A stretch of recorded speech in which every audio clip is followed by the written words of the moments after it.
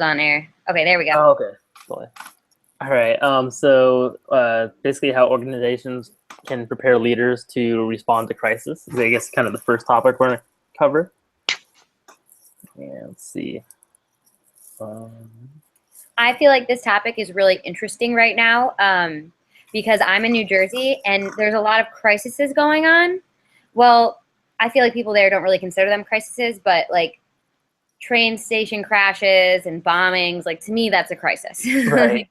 Yeah. So they're all like the governor's like responding and stuff, and they're shutting down train stations. And like the day that all the bombings were going off, like that was really nerve wracking because they were going off in like Elizabeth train station and like other train stations. And I work in a train station, like a bar in a train station.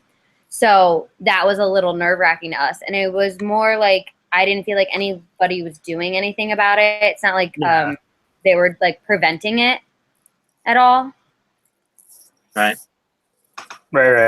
Yeah, and like that was like the whole like where there's like the pre-crisis, like all the three stages with it. I thought that was pretty interesting because like even just like relating it to not even a national scale, but just like your workplace in general. I mean, even when there's a crisis within a business, I mean, the more comfortable it's said you are in between crises, the more you kind of prepare less and focus your attention somewhere else. And I totally see that just at my workplace when, we do a lot of like corporate events, and for the most part, they go pretty well. And yeah, we care less and less, and we relax more and more every time we prepare. And then we get super comfortable, and then something kind of slips through the cracks and goes wrong. And it's something that can be totally be prevented. But yeah, it was just one of those things where there were so many months in between mistakes that everyone got super comfortable. So when I read that little part of the chapter, I kind of was able to relate that pretty quickly. But yeah, I mean, that obviously happens with, on a national scale as well. Right.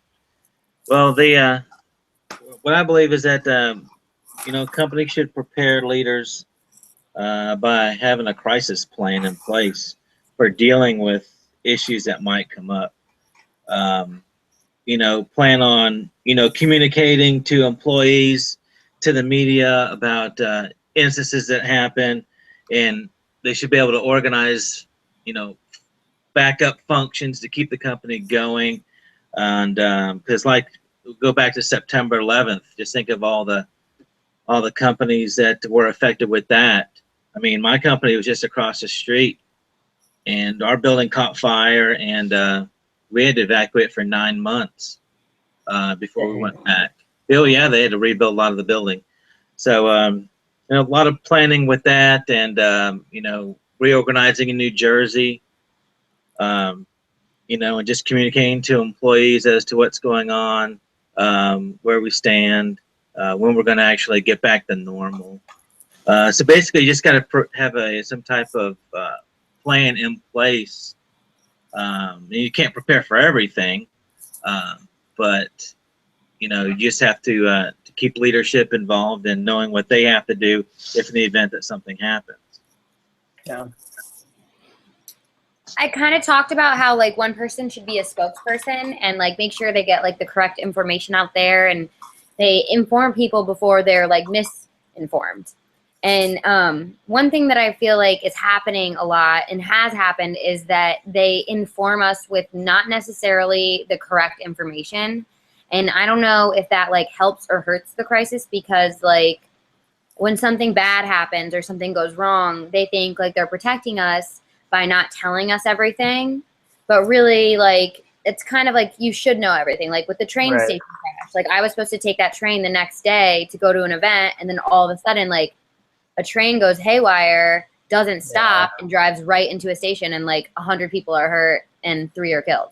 Yeah, and like and they're just like, oh well, we're not going to tell you why. Like, yeah, well, it's kind of like the same like, point like on the BP thing, where it's just kind of like they didn't tell you all at the beginning. And I mean, it's kind of like, I don't know, whether you want to call it lying or just like withholding a lot of the truth. Like it kind of always pretty much backfires, because the second the truth comes out, it's never seen in a good light. Like it's, rarely has ever been like, oh, they did that for this reason. It's just like, it's obviously for the most part to cover their tracks, and they were hoping to get away with it. And obviously like the BP spill, that was, backfired, pretty greatly. So yeah, I don't think it's ever a good thing. But they completely lose all credibility when they don't tell you anything, or they tell you the wrong thing, or what they think you should know. But it's always best just to come out with the truth as it's coming out versus just not letting it out and waiting for somebody else to find out the truth. Yeah. Like what else are they holding back? Mhm. Yeah, exactly. Yeah, like no matter how bad it is, tell people first because it's going to be worse later if you don't. Right. Yeah. Totally. Kind of goes back to the like ethical thing from like the other week. Like it's unethical in a way. Right. I like the looking for trouble as well. Like where you kind of have to look at your weakness, which I think a lot of companies don't necessarily want to, just because obviously a lot of times that relates to like spending more money or shifting things around and taking the time out of many people's day.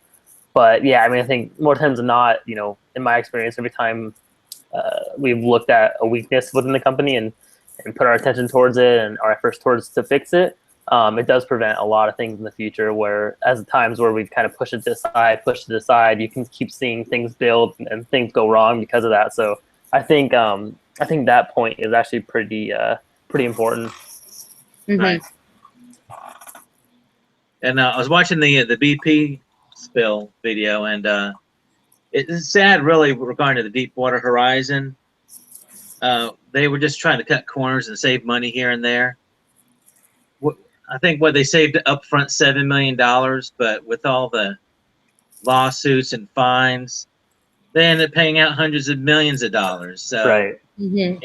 But it's best just to not cut corners and just be safe, and instead of just saving like 100,000 here or maybe $1 million there, and just think of all the people who died in that. It's just not worth it.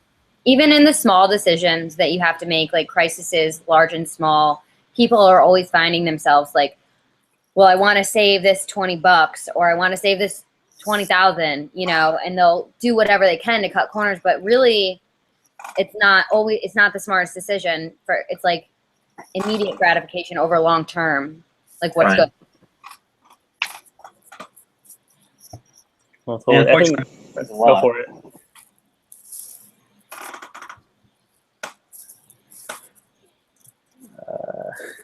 Go for it, Charles. I was just saying, unfortunately, that happens a lot with businesses, and they like to cut corners all the time. I understand the need to, to watch the bottom line, but I don't think issues of safety is where you really need to do that. Mm-hmm. Right, especially when it's on like a big project where it's a lot of lives and a lot of money. Yeah, exactly. Totally. I think going back to like BP and kind of withholding the truth, I think what was interesting is like the commercials they released like the months after, where it was kind of this kind of like bright, positive commercial where they're taking this initiative to clean it up and spending their own money to do so.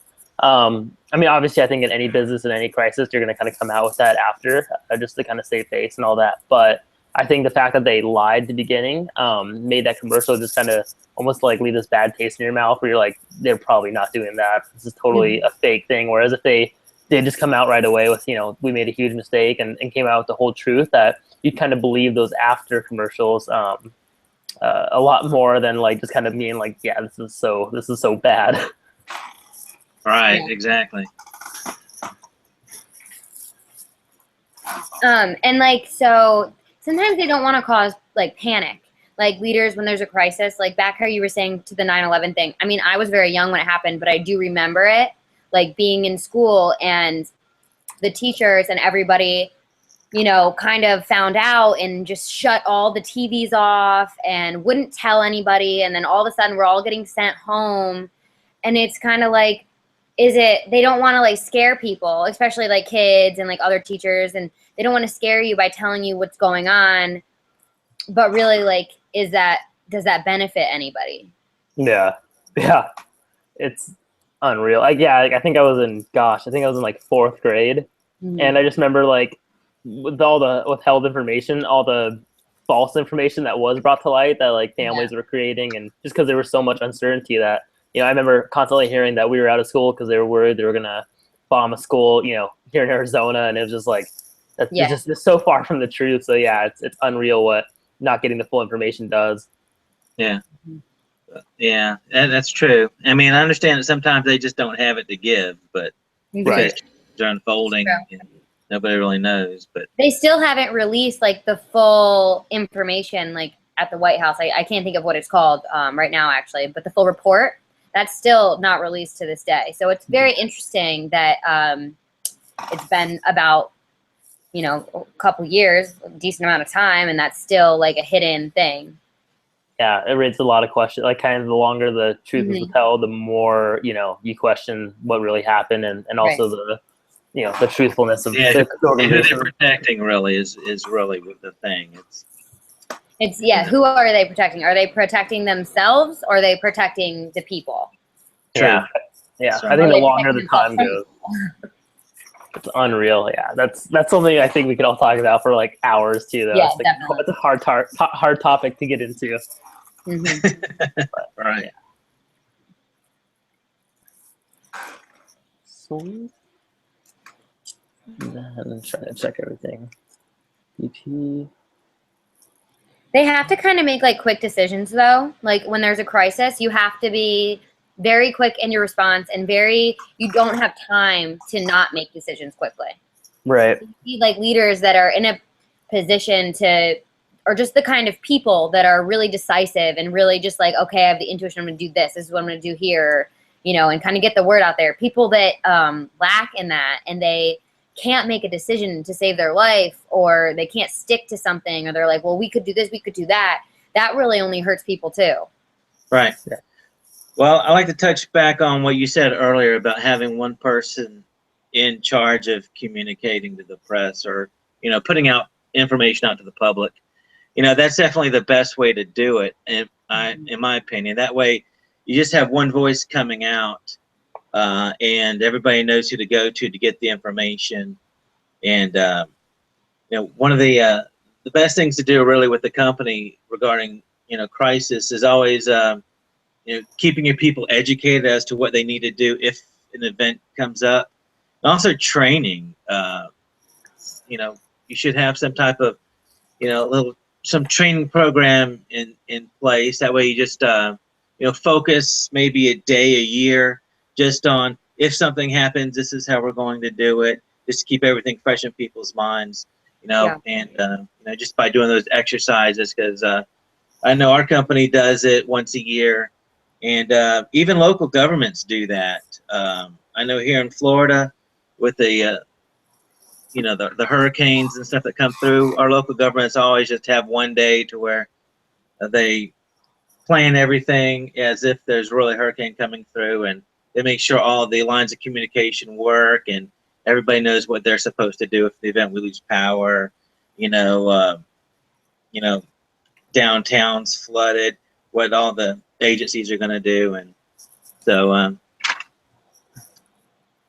yeah, I agree that that's really important. I was actually just discussing something like that with one of my family members the other day. A lot of them work in the city, and they were telling me about how, like, to be prepared for crises, that under every single person's desk is a terrorist evacuation pack. So under every desk, they have gas masks and basically everything you'll need to survive building explosions, and just like to get somewhere safe in such a crowded area like that. wow, that's pretty cool. Yeah. I mean, you know, not something you really want to use, but it's cool that they do that. No, it's very interesting. I mean, right when she said that, I was like, oh, that's a great idea. I would never think that would be a thing, though. Yeah, and that's a pretty hefty expense too. Yeah. But they see that it's worth the investment, and I actually like that. That's true. I never thought of like the expense aspect, because it does. It costs a lot of money to put one of those under every single employee's desk, but it does prevent a crisis. And when or if something happens, if those people's lives are saved because of that, not that the money matters, but that will actually save them money. Right. Right. Dang. Sweet. I think we hit in the time window pretty perfectly here. So sweet. Well, hey, thank you. This has been awesome. Yeah, you guys have a great day. Yeah. All right, thank you. Yeah. Bye. Bye.